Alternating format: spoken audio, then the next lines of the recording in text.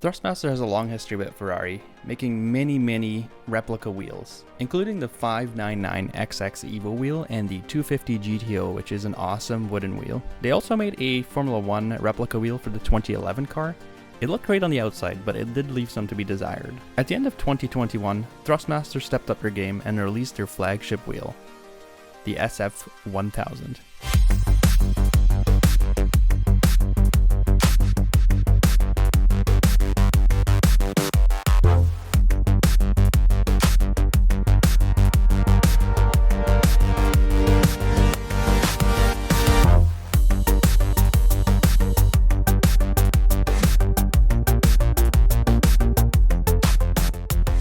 At $549 Canadian or $400 US, it is definitely not a cheap wheel. Let's have a close look so you can determine if it is worth the price tag. The first thing that stands out is the 4.3-inch LCD display and its 21 LEDs. There is 15 LEDs on the top for RPMs, and there's also 3 LEDs on either side for martial flags, such as a yellow flag, red flag, etc. They are indeed very bright, but you can change the brightness settings, so you will always have the perfect brightness for your LEDs. The display itself can also be changed. Depending if you play in a dark room or a bright room, you can change the brightness in that as well. There are multiple ways to display the same info. With the twist of a knob, you will be able to see exactly what you want to focus on at the right time. If it's tire wear or temperature, RPM, speedometer, fuel load, temperature, gearing, etc., the display will have it all. Don't leave the video just yet. Right in the end, there will be a game for everybody to play. If you want to join that game, all you have to do is wait till the end. I will give you the instructions there. Now back to me. The faceplate is made of 100% real carbon fiber. Now I think this is awesome. It gives it a really premium look. Really what we were looking for here for a Formula 1 wheel. When you move a light around, you can definitely see the carbon weave, which is awesome. There's 21 layers of carbon fiber, which is 3 millimeters of thickness. This creates a very lightweight but durable wheel. Plus, who doesn't like the look of carbon fiber? The 25 action buttons are great to have and give you lots of customizability. I would have preferred higher quality buttons as they feel a little bit loose and squishy.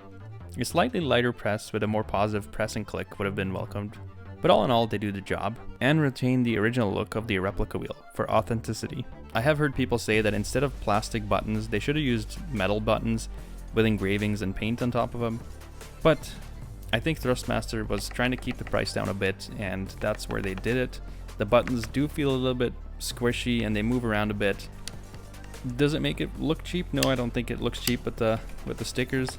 But like I said before, I would have preferred if they were not so squishy and kind of dull sounding when you click them. Besides that, I think the buttons are definitely adequate for the price. Definitely the weirdest thing about this wheel is the paddle shifters. The paddle shifters that come with the wheel are not the premium ones that you can still get from Thrustmaster, which is odd because this is their flagship wheel. So you would think it'll come with it, but no. And they really advertise it too. They tell you it is a must-have for better lap times. So I'm not sure why they would give you a lesser paddle set with the wheel. I'm not their marketing expert in any way, but it does seem weird that you have to buy better paddles to get better lap times. That being said, I did test both of them, and honestly, I cannot tell the difference in lap times. But that might be because I'm not a pro sim racer. There's definitely a very noticeable difference between the two paddle shifters. The ones that come with the wheel are very mechanical feeling, and they're definitely louder. It's also a 2-piece with a magnetic shifter. And then the more premium one, the T-Chrono paddles, is a 1-piece, is a lot more quiet, and does feel a little bit softer and lighter to the touch.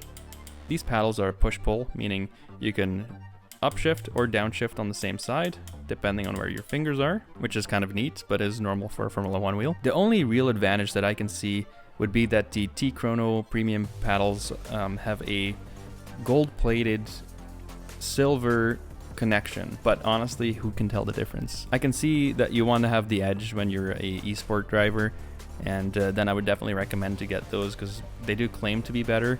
Although I didn't see it, I'm sure somebody with more capable skills can really squeeze that out of them. But for me, depends on what you like. Really, it's a personal preference. If you like the more mechanical, clickier, louder, heavier pedals, then go for the ones that come standard with it. If you like a more premium feel, very light feel, and want to have the edge over your competitors, then definitely upgrade to the T-Chrono, but who am I to say I didn't really notice the difference. One of my favorite parts of this wheel are the outstanding grips. I love the rubberized texture on them, and I don't see any fault with them, to be honest. I really like how they feel. They don't attract any dust. They're just quite amazing. As you've probably noticed, I do like to use gloves when I'm racing to limit the amount of sweat that I put on my wheels, just for sanitary reasons, but I also like the extra grip they give me. But if you like them or not, this will fit you like a glove. If I do have to nitpick about one thing, and this is very personal, it is that I feel like I'm holding the wheel too low. I would prefer if it was a little bit higher. But that being said, Ferrari designed this wheel, and I'm sure they know a lot more about ergonomics than I do. So I will just zip it and let them do whatever they do best. Like I said, this is a very personal opinion, and this definitely doesn't take away of the pride and enjoyment I have when I'm playing with this wheel. And if this is a replica wheel and it's in that spot, then I would prefer it stays in this spot. So I see no faults whatsoever with these grips. The grips are awesome. They don't slide away, they don't hurt your hand. 10 out of 10. I just want to mention the favorite part of this wheel is actually the rotary knobs that you have at your thumbs. They're not, they're not the greatest quality, but I think they're just so innovative. I know this is a very common thing on Formula 1 wheels and even other wheels, higher quality wheels.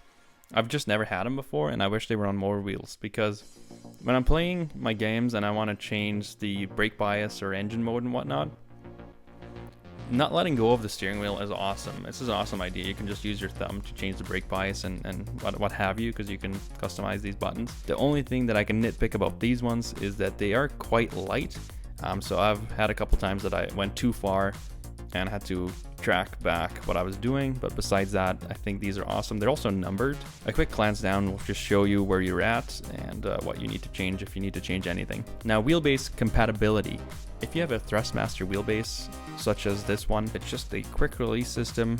So you just use that little screw, undo the whole thing, slap this one on, tighten the wheel, tighten the screw, and you're good to go. You're off to the races. Another positive is that if you have the new T818 direct drive wheel from Thrustmaster, this wheel will work as well with the supplied adapter. Thrustmaster has just announced the T818 Ferrari SF1000 simulator bundle, which combines the DD wheelbase and the SF1000 wheel in one convenient package, and I must say it does look really sick. Let's talk a little bit about supported games. When this wheel came out, not a lot of games were supported yet. It was just mainly Formula 1 games, and besides that, it didn't have any telemetry on the other games. But right now there's quite a big list of games, including big names such as Gran Turismo, Formula 1 of course, ACC, iRacing, and Automobilista 2, and so on. So now let's do the conclusion. One of the greats, Seb, once said, "Everybody is a Ferrari fan. Even if they say they are not, they are Ferrari fans." I find that the same goes for this wheel. No matter what Formula 1 team you support, I am a very big fan of this Formula 1 wheel. With its iconic labeling and classic yellow Ferrari logo right in the middle, this wheel is solid and it looks great. The many buttons add to the complexity of this wheel, but that being said, a Formula 1 wheel shouldn't be simplistic. This really adds to the character of the wheel. It is a little bit hard to navigate sometimes, but over time you'll get used to it. You just have to map them right and figure out where the buttons are, and then you should be good to go. No Formula 1 wheel should be simplistic. One should keep in mind that this wheel is actually designed for a Formula 1 car, so an actual race car. So some buttons may seem silly, such as the radio, the drink, the oil button, and what have you, but that is what a replica wheel is all about. Making it look realistic, to give you a wheel that looks and feels like the real deal at a fraction of the cost. I say, if you're looking to further immerse yourself in any Formula 1 game, or any other racing game for that matter, you cannot go wrong with this wheel. I thank you very much for watching, and I hope you have a great day. Before you go, I want to play Guess the Roar. This is a new thing I'm starting. I just want to throw this game in at the end of my videos every time. I hope everybody likes it. So what I'm doing is I'm taking a car sound from Gran Turismo 7, and you will have to guess what car it is. I will not show you the car. I might give you a hint. All you have to do is go into comments. Obviously like the video if you like it. Let me know what car you think it is. If you get it right, then I will mention you in the next video. Hopefully in the future we can actually hand out some cool stuff, but right now we're a small channel, so we can do what we can do. But without further ado, here's the sound.